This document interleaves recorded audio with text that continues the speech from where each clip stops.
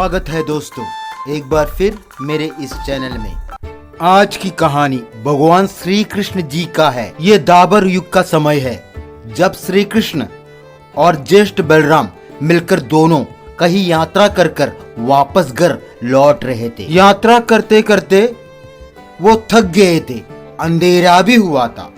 आखिर वो एक जंगल जा पहुंचा। तभी ज्येष्ठ बलराम श्री कृष्ण जी से कहता है, काफी अंधेरा हो चुका है, अभी आगे बढ़ना मुश्किल है, हमें यही कहीं रुक जाना चाहिए। श्री कृष्ण ज्येष्ठ बलराम का बात मान लेता है और दोनों जंगल में रुक जाता है। थोड़ी देर बाद श्री कृष्ण बलराम से कहता है कि मुझे नींद आ रहा है, थोड़ी देर मैं सो जाता हूँ, तभी आप पहरा देना।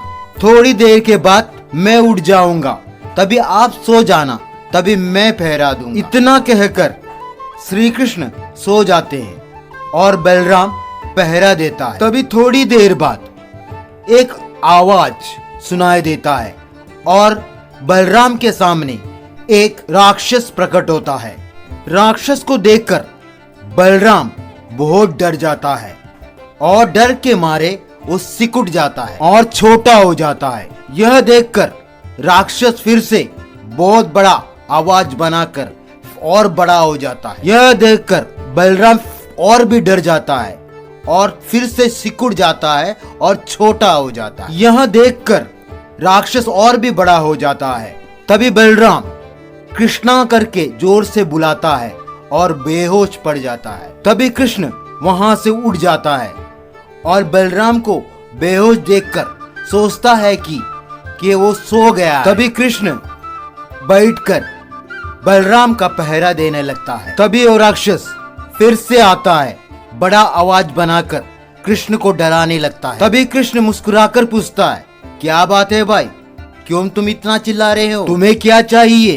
तभी राक्षस फिर से बहुत जोर से चिल्लाकर कृष्ण को डराने लगता है। तभी कृष्ण कहता है, जाओ जाओ, नहीं तो मैं तुम्हारा बुरा हाल करेगा। तभी राक्षस सोचता है, मैं इतना जोर से आवाज कर कर इसको डरा रहा है, फिर भी इस पर कोई असर नहीं है। राक्षस थोड़ा डर जाता है और पीछे हट जाता है और सिकुड़ जाता है और छोटा हो जाता है। फिर कृष्ण राक्षस से कहता है, चले जाओ यहाँ से, नहीं तो मैं तुझे मार दूंगा। यह सुनकर राक्षस डर जाता है और सिकुड़ जाता है, फिर से छोटा हो जाता है। इस तरह कृष्ण उस राक्षस को इतना डराता है कि वो इतना सिकुड़ जाता है कि इतना छोटा हो जाता है। कृष्ण उसको अपने धोती के पल्लू में बांध देता है। थोड़ी ही देर बाद सवेरा होता है, बलराम उठ जाता है और बलराम बड़े अचंभे से कृष्ण को वो बड़े राक्षस के बारे में कहने लगता है। तभी कृष्ण उसे टोकता है और कहता है, रुको रुको, और अपनी धोती के पल्लू से वो राक्षस को बाहर निकालता है। यह देखकर बलराम आश्चर्य हो जाता है और पूछता है, ये चमत्कार कैसे हुआ? तभी श्री कृष्ण कहता है, जब भी जीवन में तुम किसी ऐसी चीज से बचने की कोशिश करते हो जिसका सामने तुम्हें करना चाहिए, तो वो तुमसे बड़ी हो जाती है और तुम पर नियंत्रण करने लगता है। लेकिन जब तुम उस चीज का सामना करो जिसका सामना तुम्हें करना चाहिए, तो तुम उससे बड़े हो जाते हो और उस पर नियंत्रण करने लगते हो। यानी हम जिंदगी में आने वाले मुसीबतों का डटकर सामना करना चाहिए, तभी हर परिस्थिति में हमें सफलता हासिल होगा। अगर आप लोग को इस कहानी से कुछ सीखने को मिला तो जरूर कमेंट करना। इसी तरह के वीडियो के लिए चैनल जरूर सब्सक्राइब करना और एक लाइक भी देना।